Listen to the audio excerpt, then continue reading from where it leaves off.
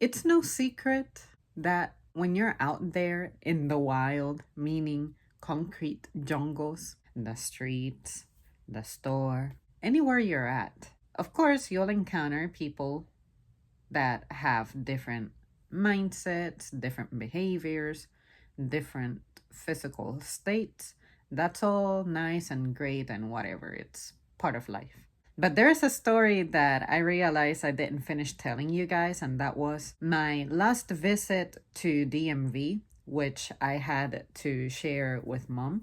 There was this lady, this older lady. When we lined up, we were, of course, the last people in the line. I saw her approaching from the opposite side, of course. That's the only way I would be able to see her. She had a physical disability. She wasn't walking normally, like her walking was a struggle. She was walking toward the end of the line. She was saying something, but because the line was super long and she was still a good distance away, now I realized that what she was saying is that she wants to claim the spot directly behind us. At the time, I didn't immediately know that this is what she meant. I figured it out right after she made it to the end of the line behind us, but added that she was saying that she needs to take sitting breaks because it turns out that she has had knee surgery. I don't entertain it. I don't listen to her. I don't really say anything. Mom is the one who does most of the talking and acknowledging because it is what it is. I only care about my spot in the line. Once I have stood on the line and claim my spot in the line, that's how I'm going to go about my business. I'm going to commit to it. Nothing or anyone is going to move me, period. What happens behind me, I don't care. What happens in front of me, I do care. I care that this line is moving so that I can take a step forward myself. The way that she catches up to us at the end of the line is that whatever bench she was sitting on, as the line moved forward, we caught up to her. The end of the line, which is now no longer the end of the line behind us, she claims to the people that are behind me, but behind her by her logic. She goes, I've been standing behind them. And she was trying to tell everybody who came before us, but some people, I guess, didn't hear her or something. Nothing big happened out of that. I'm imagining that's what happened because she was asking mom and I to back her up again. I didn't say anything. I didn't look at her. And I guess I sincerely don't remember what she did because again, I'm paying attention to my business on my phone. I'm trying to do some management of things and I only care about what happens in front of me. This lady started talking to Ma.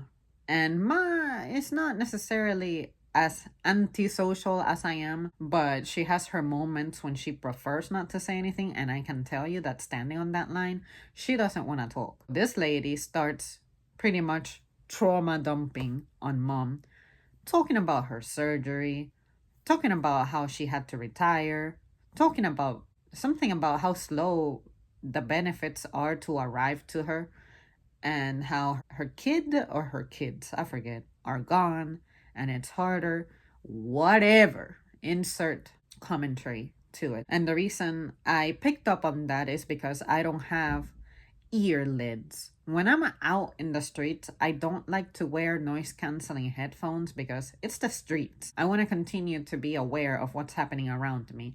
I have like an auditory map of my surroundings. I don't have to exactly look at you directly to know that you're there. I just pick up on it based on my other senses. There was this guy in a wheelchair, and he is someone who I guess you could say he was soliciting because he had bracelets that he was trying to sell. This guy, for some reason, decided to pick on some lady that was maybe like the lady behind the lady who's behind us, but sitting by the bench. And I remember that someone was making a comment to this lady. I'm presuming it was about why she suddenly cut the line. And then she again tried to get mom and I to back her up. And all I wanted was for her to stop touching me and bumping against me. She did it twice. I'm like, you get one more fucking chance before I tell you, why are you touching me? Why? Why? Why? I hate that. The third time, unfortunately, did not come because I was just ready to put that lady like on her place. I'm like, commit to being on the line or commit to being on the bench. Just something, but stop entering my area. So the wheelchair guy became a little weird. He was just getting closer and closer to people to the point that you might wonder, is this a chair for comfort or is this a chair because you legitimately need it? And the reason I asked that is because he wasn't on the line at all for DMV correspondence. He came out of nowhere. Nobody knew him. I forgot to mention, he didn't talk to the gentleman that was in front of us. That's when I noticed that he was only talking to the women. And when I looked at him, I just went like, say I'm looking at my phone. I did like that. Then I looked back down at my phone and he lingered next to me for a little bit and didn't really say anything. But then he continued. And then that's when he talked to the lady behind me. And the lady behind me walked to the opposite side. Mom was to my left and this lady was behind me, but more so to my right. This guy was coming down the line from our right. And then that's when this lady tried to slide between my back and mom's side. And I'm like, what do you want to do? Hug mom? But yeah, I picked up on him being a potential killer clown when I noticed he was only talking to the women. And I remember that someone asked him if he's on the line, and he said that he was just in the area.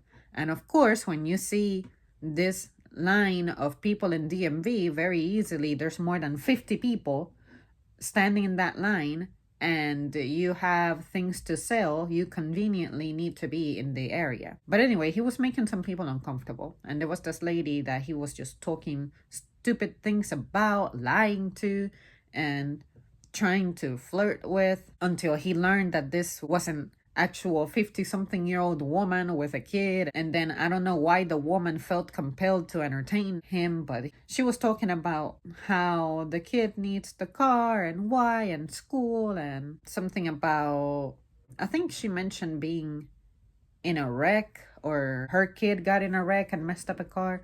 It was something like that. It had to do with a replacement plate kind of business because again, I'm focused on my thing. I'm not really actively listening in, but I don't have earlids and I'm not gonna wear headphones because it's a hazard when you're out in public, as I just explained. And then this guy asks where she is from and she answers, and then the guy claims to be from the same spot, and then a different voice tells him, you know, that is not where you're from. And then he tries to say, I'm serious. And then the lady is like, okay, well, what area are you from? And then the guy is like, you first. You tell me first where you're from. Do you see where this is going? And then the lady says some place. And then the guy goes, oh, me too. Something like that. And I'm like, this is so stupid. This is why you shut up and you don't entertain strangers. But the reason he was pissing me off indirectly is because when he come over to solicit from me, I just looked at him and then I looked back down on my screen and I didn't say anything. I didn't reply to him at all. And of course, mom is not gonna be able to because she's on the other side to me. And she's not gonna try to go out her way to engage with this person. Anyway, he passed the lady who was behind us. And then that's when the lady who was behind us, at some point she was talking to mom, describing things because I guess she picked up on mom leaning against the wall performing some hip exercises. And then she asked mom, have you had some kind of surgery? And then mom said, yeah, hip surgery. And she was like talking about more of her knee surgery, something like that. And mom tried to sit for a moment on that little bench, and of course this lady began to claim the bench. And then she asked, are y'all together? Asking if mom and I are together. And then mom said yes. And I'm just standing there doing my thing. And then as the line moves forward, mom gets up. And then the lady is like, y'all keep going and I'm right there behind you. Meaning, I'm not gonna stand up. You guys vouch for me that I'm standing in this line for the new people coming into the line. And then I lean into mom and I said, give me 1 second, I need to tell you something. And then I texted her and I said, whatever happens, we're not getting involved. We're not other people's voice. We're not here to vouch for anybody. Nobody would vouch for us if it were us. So, like, no, we're not doing that. We're not getting involved, period. If she cannot stand on her line, then she loses her spot. But she better not touch us or try to desperately get us to vouch for her, because that's not what we came here to do. We're not the line police. I hate that. Bring your tools. If you need a chair, bring a chair. If you need a walker, bring a walker. Whatever it takes. Accommodate yourself. So anyway, the part where this lady started pissing me off is when we finally got inside the DMV premise, because this line, I forgot to mention, it was actually happening outside. It was on the sidewalk. It almost went out to the opposite end of this area where you would have to pretty much turn around the block for the line to continue, or else the line would stretch out to the road if you just kept going in a straight fashion. This lady, once the door opens, there's of course chairs inside. My mom picks a chair, the one that's directly behind me. And then this lady sweeps mom pretty much to the side and goes like, scoot over. And then mom at first did not like really hear her or understand her, or she was like distracted by something. You don't expect this fucking animal to come behind you and start barking at you. And then she said, scoot over, something like that. And then I turn around and I look at that old lady like as firmly as I can. And she doesn't look at me. She only catches when I start turning away. I'm like, I'm so ready to like verbally beat up this lady. I'm like, I mean, can you get any more rude? First you talk, we don't answer to you. You don't understand the hint that we don't want to talk to you. You cannot resist standing on the line. You want to get us involved to vouch for you, putting us in danger. You also stood next to me really close when that wheelchair guy for some reason was creeping you out. Stop standing close to me. I'm not a man. I'm not your son. I'm not your bodyguard. I'm barely there for my mom. But don't rely on someone else's kid because someone else's kid has youth or strength or resistance. I'm not on the clock, and you are the one who keeps imposing yourself on us. Stop. Learn to read people. Not everything is about you. Even if your life is painful and difficult and complicated, not everyone is obliged to respond to you and support you. Learn to practice a better way of comporting yourself when you're out and about in public. I never do that shit. And I have like legit pain of my own that makes me not be able to stand on concrete like that unless I have a fatigue mat. That's how I survive work. And that's why I need short hours at work. But y'all start sharing these sob stories. What are you trying to gain? Are you trying to gain some kind of privilege? Some kind of a pass? No! Stop being a goddamn baby and learn to accommodate yourself. If you need a chair, if you need something, a tool, a cane, you bring it.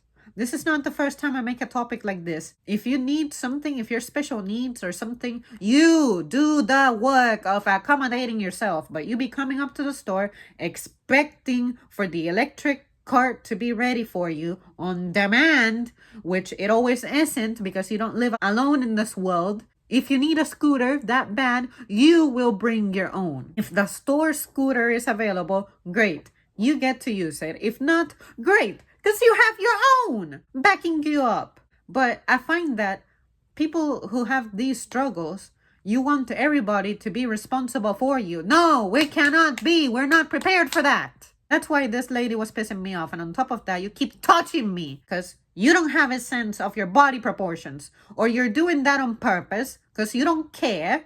But you were also almost breathing by me. She was about this tall to me. She wasn't that tall. But I hate that. I'm not your fucking bodyguard or backup. Yeah, I may look huge next to you. And I'm calm and chill and quiet and peaceful. But I'm not gonna allow you to come over here and disrupt my peace. And especially when you start speaking disrespectfully to my mom. Don't yell at my mom. Don't gesture my mom to move. There were plenty of other chairs you could have used. There were 2 more fucking chairs. But no, you have to be like, scoot over. And you know that mom is with me. So technically, I'm the one standing on the line on her behalf. But if you're by yourself and you're jealous and salty that you don't have someone with you to take your place as well and make it more comfortable for you, that's not my goddamn problem. Stop. Ugh. So anyway, that was the DMV story, and I'm glad that I'm sharing it now after so many months because I'm able to just reduce it to expressing the more relevant parts, because at the time I wanted to talk about everything. I wanted to talk about what the weather was like, how the floor felt, that exact pain I was suffering from myself at the time, the people around, the old guy in front of me who had like blood running down his leg that was dry, and I pointed it out at mom and she pointed it out too. All those little things, I was able to omit all that and go straight to the point of what really bothered me and annoyed me. And even then, this is now clocking in at 20 minutes. But seriously, I like to isolate because I know how much noise impacts a person, and I just wish that more people practiced noise canceling. Don't entertain people, and you as people, don't entertain all the time. You don't have to be answered to all the time. But you too, you don't have to be answering to people all the time. Do that and you'll see the difference in your mind, in your memory, in your energy levels. People drain. Socializing is an activity. Activity drains energy. This is not the time to be wasting it and giving it away so casually. Be wise about how you give away your energy, and then maybe your life will be better, and maybe you'll be like me, like despite adversity you'll remain chill as fuck. But anyways, you guys, that was my story, and basically all I'm trying to illustrate here is if you're going through a time in your life in which the circumstances are not aligning in your favor, you're experiencing discomfort, just get through it. It'll be okay, but try to anticipate what your needs are gonna be. If you are disabled, say that I had her condition, my knees just got replaced, and I cannot stand for as long as I used to be able to, I bring a chair. I do the extra work. I have never complained about circumstances. The only time I have complained about something is when it's too hot outside. Even when I have an umbrella, when I have sunscreen, when I have long sleeves that are thin but to protect me from sun rays and whatever. Sure, sometimes I need to point out that I hate heat, because when I say that, it opens up a conversation that I'm interested in, such as meteorology, geology, the weather, things like that. But outside of that, I don't care to be babied into comfort. I don't need that. And if someone is ignoring your existence to the point that you question if you're real, take the hint. They don't want to talk to you. Be okay with it. Keep going. But yeah, you guys, I don't know, that lady just annoyed me so much, and she wasn't so bad. I could forgive her for everything else up until she talked to mom in the way that she did when she said, scoot over, scoot over. Mom was like complying, of course, because this lady intimidated her a little bit. And after we left the premises, I said to her, I was ready to turn around and tear that lady up. I just wanted for her to say one more wrong thing. And on top of that, Mom, don't move. Nobody can force you to move. And if she puts her hands on you, she'll make her day. Because I'll press charges on this bitch. Or, well, you'll have to do it because you're the victim here. But that would be fun, actually, even if you don't have the time for that. But yeah, mind how you address people. I don't care how much older you are, how disabled you are. I don't care. You need to speak right. And I don't know why, at least in the US, it's rare to encounter someone who has manners out there. I mean, real manners. You speak like you went to school. You think. You say please. All those little things. Before I go, the way that this lady should have gone about asking for our support at the end of the line is, hey ladies, can you excuse me for a second? So I'm experiencing a disability, and I was wondering if I could sit over here. Of course, my spot is behind you, but I'm just having a hard time existing today. I didn't bring a disability aid. And then I would have been like, of course, sure. I hope you feel comfortable. Of course, sure. Make yourself comfortable by the benches that are way ahead. Something like that. But when you come at us, like hollering and shouting, like we're animals, I can't do that. You frustrate me because I go to work to be disrespected, and here I am in public, not working, still being disrespected. No, I'm less likely to want to do things for you if you don't talk to me right. You know, it's just like, I'm standing right behind y'all, all right? The spot in the line, that's where I'm at. But I'm actually not going to stand in it. I'm just going to say and claim the spot behind y'all. But, you know, I'm actually not going to hold the spot. You know, like, no. And if you knew me in person at work, people will holler at me from the distance all the time. I hate that. I don't react to it. I don't entertain it. I walk towards you to speak to you as in, how can I help you? Or what were you saying? Because I don't need to announce to the entire city what our conversation is. Ugh. All right, guys, that's it from me. Thank you so much for tuning in, and I'll see you soon. I need to calm down